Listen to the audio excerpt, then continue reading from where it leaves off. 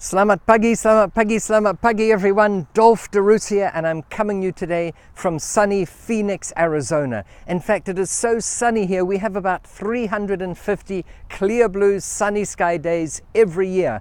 In fact, the weather is so consistently good that we essentially don't have a weather forecast, because what would they say? Ladies and gentlemen, today we're going to have clear blue skies, sunny weather with a light breeze. Actually, we do have a weather forecast because it does vary a bit. Occasionally we get a thunderstorm, usually during what's called monsoon season here. And the thunderstorms are really thunderous. There is thunder and lightning, and we sometimes get 2 or 3 centimeters of rain in an hour, which is just amazing when you consider it. And all the roads flood like crazy, and all the land floods. And because it rains so seldom here, people don't know how to drive in the rain, so they slide and skid, and there are lots of accidents. So it's best to stay off the roads the few days that it does rain.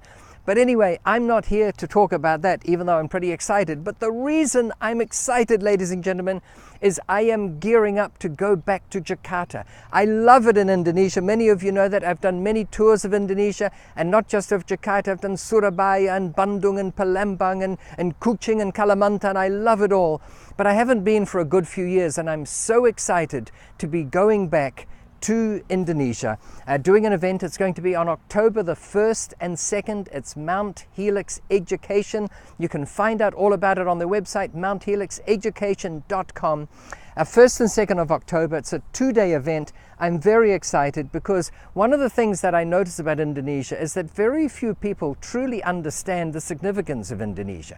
In fact, from the perspective of here in the United States, when people think of expanding their business, not that many do, because only 17 million Americans even have a passport. It is a ridiculously low number when you consider that the population is about 324 million. I think it's the lowest proportion of citizens in any nation in the Western world that have a passport. So they've got a very low propensity to travel.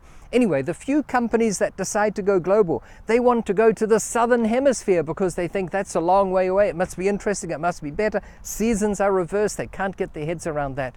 So they think of going to Australia. And as I often point out to people, there are more US dollar millionaires in Indonesia than there are people in Australia. Indonesia is the most populous country in the Southern Hemisphere. It's not that I'm teaching you this stuff. You guys know this, but few people know that. You ask most people what language do they speak in Indonesia, and most of them don't say saya tidak tahu. They say I don't know, because they wouldn't know what the translation was, and they wouldn't know the name of the language. Bahasa, I of course know, because I've got a book in Bahasa. In fact, when they first asked me, Dolf, what does saya tidak tahu mean? And I said, I don't know. They said, hey, you speak the language. Actually, I do speak it a little bit, as you know, and once I was doing an event there, and I had a translator on stage, and I would say something in English, and he'd repeat it in Bahasa, and at one stage I turned to the audience and pointed at the translator, and I said, that's not what I said, and they all laughed and jeered because they knew I was right. Anyway, I am so excited because Indonesians have this mind that is furtive and eager to learn. And it's all about learning that puts you in good stead to learn about my favorite topic, which is real estate. I think if you've ever heard of me, you'll know that's because I'm passionate about real estate. Real estate investing, I think, is the safest and surest way of getting ahead. It's the safest way of setting yourself up to do well in your retirement. It's the safest way of generating generational wealth. Now, that's not to say that someone like George Soros has made a lot of money. Of course he has. George Soros has probably made more money doing currency trades in one day than I will in a lifetime. Warren Buffett has probably made more money on the stock market than I will in a lifetime. Maybe all of us combined in a lifetime. But here's my contention, and it's a pretty bold contention, so hear me out. And that is, if you take 1,000 people at random and give them to George Soros to teach them all he knows about investing, and then you take another 1,000 people at random and give them to Warren Buffett and let him teach them all he knows about investing, and then you guessed it, take another 1,000 people also at random and give them to me to let me teach them all that I know. Actually, I only need a couple of days. What I know about real estate investing. It is my contention that my 1,000 people will do better than the 1,000 of Warren Buffett or George Soros, not because I'm a better teacher necessarily, but because my topic of real estate lends itself better to the average person doing well than the topic of the share market or the topic of currencies or futures or options or certificates of deposits or treasury bills or all those other things.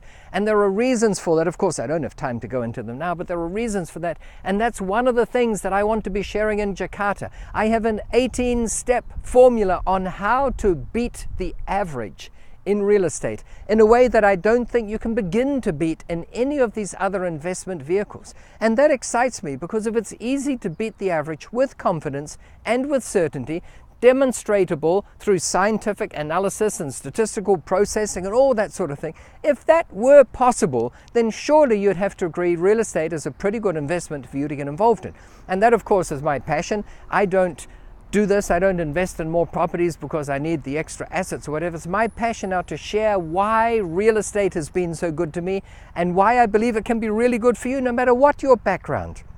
And some of you know that I spent 8 years at university. You can either say I wasn't very quick at learning and I had to repeat 1 year 8 times, but I actually ended up doing a PhD in electrical engineering. And most of you will know that that's not the easiest subject around, right? That's a lot of hard work. And yet, the truth is, I've never really spent a day working as an engineer, and many people say to me, Dolf, isn't that a complete and utter waste of an education? How could you spend 8 years at university and then not practice what you've learned? And my answer is no, it's not a waste, because I don't believe we go to university to learn facts and figures.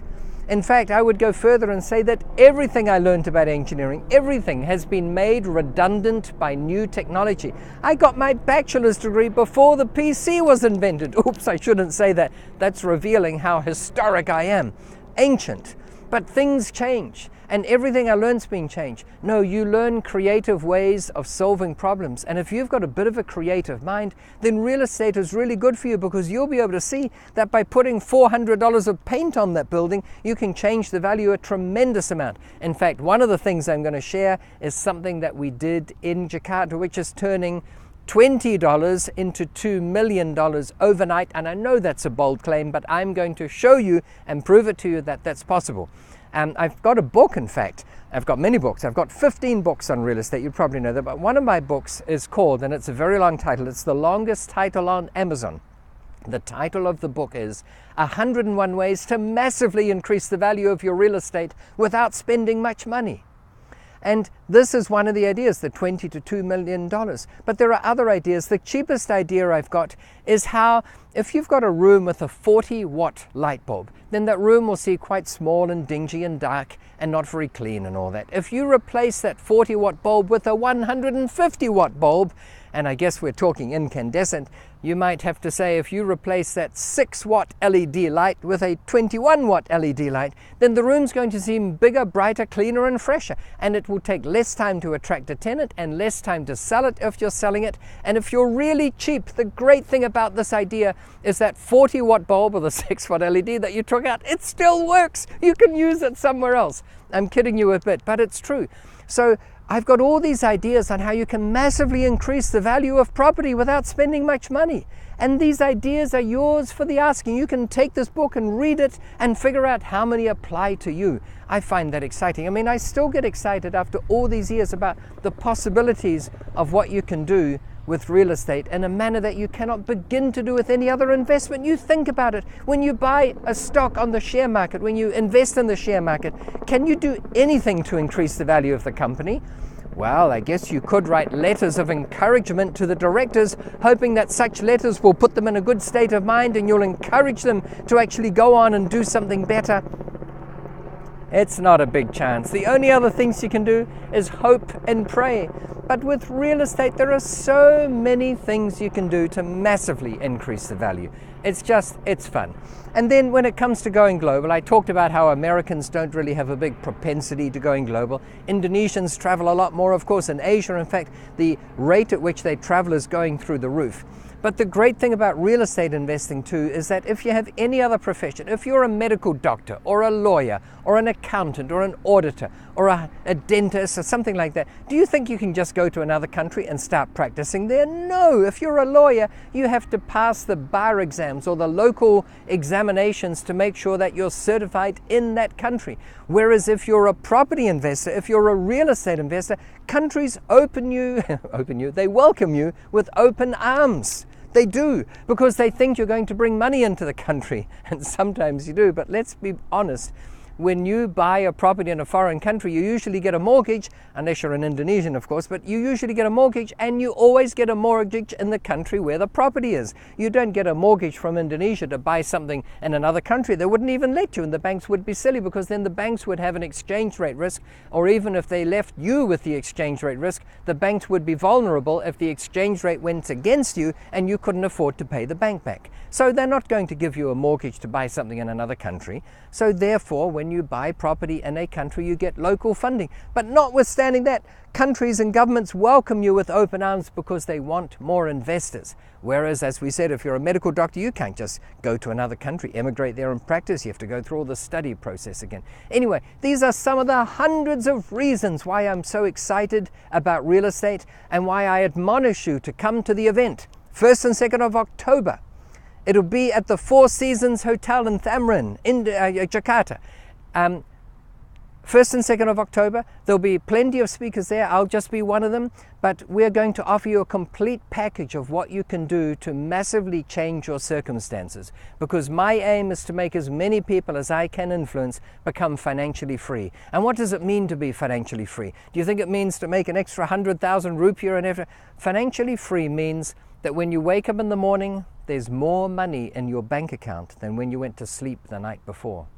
Financially free means that what you earn doesn't even cover your expenses and there's money left over, so you're building up your assets. Now, I'm not suggesting that if you make enough money, you buy a Ferrari every week, or maybe alternate between a Ferrari and a Bugatti and a Ferrari.